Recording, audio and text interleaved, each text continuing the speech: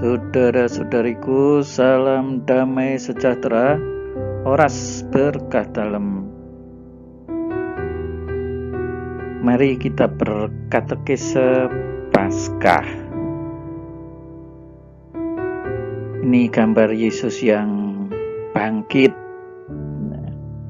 Baik saudara-saudariku, jangan lupa untuk subscribe supaya mendapatkan notifikasi gratis saat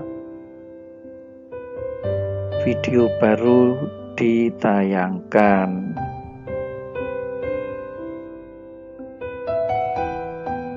Nah, ini sesuai dengan tradisi tua dalam gereja. Malam ini adalah vigili. Vigili ini malam berjaga bagi Tuhan. Seturut nasihat Injil, ini dalam Lukas 12, umat beriman dengan membawa lilin bernyala bersikap seperti orang-orang yang menantikan Tuhan bila Ia kembali. Ini Keluaran ya, ini tadi ya. Nah, jadi umat di awal perayaan itu memang membawa lilin yang bernyala ya. Ini menunjukkan sikap berjaga-jaga orang-orang yang menantikan Tuhan bila Ia datang. Pada waktu itu Ia tiba dan mendapati mereka sedang berjaga. Nah, dalam Injil kan dikatakan ya kan, berbahagialah hamba-hamba yang didapati oleh tuannya sedang berjaga ketika tuannya itu datang. Ia akan mengundang mereka duduk bersama pada meja perjamuannya. Wah, ini kita menunggu untuk ikut di dalam perjamuan Tuhan. Ya, dalam perjamuan Tuhan itu jangan dibayangkan terus hanya makan-makan secara fisik. Nah, kalau seperti itu ya terlalu rendah atau kita mendegradasi perayaan ini ya kan, hanya sebanding dengan orang makan. Itu yang menjadi pujaannya hanya perutnya saja kalau seperti itu. Vigili malam ini yang adalah perayaan utama dan paling mulia dari segala perayaan hendaknya bersifat unik untuk setiap gereja.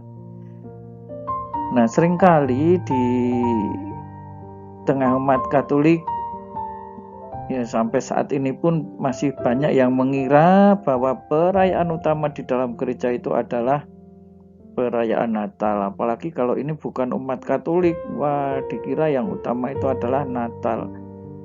Ya, tetapi yang utama adalah ini, perayaan penebusan. Ya, saat vigili ini kita menantikan Tuhan yang hadir. Upacara itu harus diatur sedemikian rupa sehingga sesudah pemasangan lilin Paskah dan nyanyian madah Paskah, ya, bagian pertama dari vigili ini, gereja merenungkan karya-karya ajaib yang dikerjakan Tuhan Allah bagi umatnya sejak awal mula sambil menaruh kepercayaan pada sabda dan janjinya, yaitu bagian kedua atau liturgi sabda. Dan ketika memasuki liturgi sabda, ya di sana bacaan-bacaan menampilkan karya ajaib Tuhan. Ya, maka kita mesti memuji. Ini karya yang luar biasa bagi umat manusia, karena di sanalah sejarah keselamatan itu ditampilkan sampai tiba saatnya bila umat Allah bersama anggota-anggota baru yang dilahirkan dalam pembaptisan. Nah, ini bagian ketiga. Nah, biasanya di malam Paskah ini bila mana hanya 1-2 orang saja yang dibaptis atau hanya beberapa orang dilaksanakan di sini. Ya, tetapi kalau yang dibaptis sampai puluhan, ya upacara menjadi terlalu sangat lama.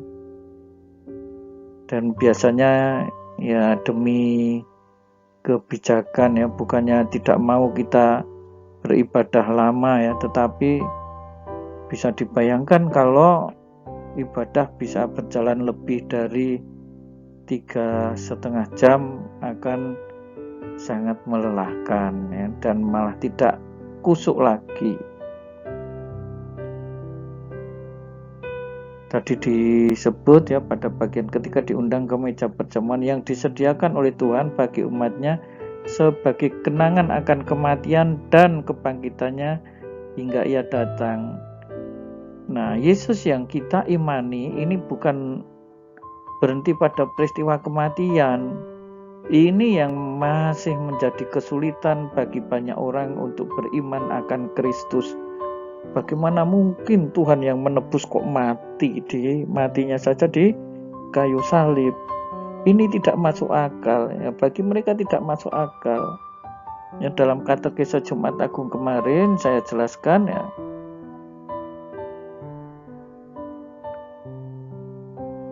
bahwa peristiwa kematian itu bukan akhir dari segala-galanya. Bagi orang-orang yang akan binasa, memang beriman seperti ini menjadi sulit. Peristiwa salib itu sesuatu yang tidak masuk akal. Tetapi bagi mereka yang mau diselamatkan, peristiwa salib adalah peristiwa yang sangat-sangat dijunjung tinggi, karena melalui peristiwa itulah Kristus menebus dosa umat manusia. Seluruh perayaan Vigili Paskah harus dilangsungkan pada malam hari sedemikian sehingga tidak dimulai sebelum matahari terbenam dan selesai sebelum fajar hari Minggu. Nah, untuk perayaan Vigili Paskah itu tidak boleh ya saudara-saudari, misalnya demi pelayanan misa yang bertumpuk-tumpuk, atau dalam arti misalnya atau perayaannya ada beberapa kali di dalam satu gereja lalu dimulai jam 3 atau setengah 4. Ini tidak tepat. Kenapa demikian ya? Karena nanti lalu upacara cahayanya masih terang benderang dong. Ini tidak pas ya. Bahkan seringkali yang jam 5 itu pun bisa dipertanyakan kadang-kadang, dan harus sudah selesai sebelum fajar hari Minggu. Jadi tidak bisa saking semangatnya romonya dan juga umatnya, karena umat banyak dan gereja kecil, ada perayaan seperti ini sudah dimulai dini hari. Ini juga kurang tepat. Misa Vigili kendati dirayakan sebelum tengah malam adalah misa Paskah kebangkitan Tuhan ya. Jadi ini adalah kebangkitan Tuhan ya. Maksudnya apa? Sebelum tengah malam itu kan sebenarnya sebelum hari Minggu ya, tetapi ini adalah misa kebangkitan Tuhan. Siapa saja yang sudah mengambil bagian dalam misa malam, ia boleh menerima komuni lagi pada misa siang ya. Jadi kalau malam sudah ikut Vigili, lalu siangnya atau pagi berikutnya itu ikut lagi, boleh komuni lagi. Imam yang memimpin atau ikut konselebrasi misa malam boleh memimpin atau ikut konselebrasi lagi pada misa siang ya. Romonya pun juga boleh. Imam dan diakon mengenakan pakaian berwarna putih seperti untuk perayaan misa. Oke lah, warnanya putih ya. Diingat-ingat, ini warna liturgi saat sudah Paskah. Sebelumnya itu kan warnanya ya Jumat Agung merah ya kan, Minggu Palem merah, Kamis putih ya putih ya. Sebelumnya pada perayaan Minggu Prapaskah warnanya ungu. Begitu. Bagi seluruh umat yang merayakan Vigili hendaknya disediakan lilin-lilin. Sementara itu lampu-lampu dalam gereja dipadamkan. Ya, saat lilin menyala ini lampu-lampu dipadamkan. Tapi kalau sudah memasuki liturgi sabda, ya lampu biasanya sudah dihidupkan kembali. Ya, jadi selama pujian Paskah atau yang kita kenal dengan Exultet, kita menggunakan lilin-lilin ini untuk mengikuti perayaan tersebut. Nah, ini saudara-saudari beberapa yang bisa saya jelaskan, ya, tidak terlalu mendalam ya, tetapi paling tidak memberi sedikit pengertian bagi saudara-saudari. Salam damai sejahtera, berkah dalam. Jangan lupa subscribe, nyalakan loncengnya untuk notifikasi gratis video berikutnya.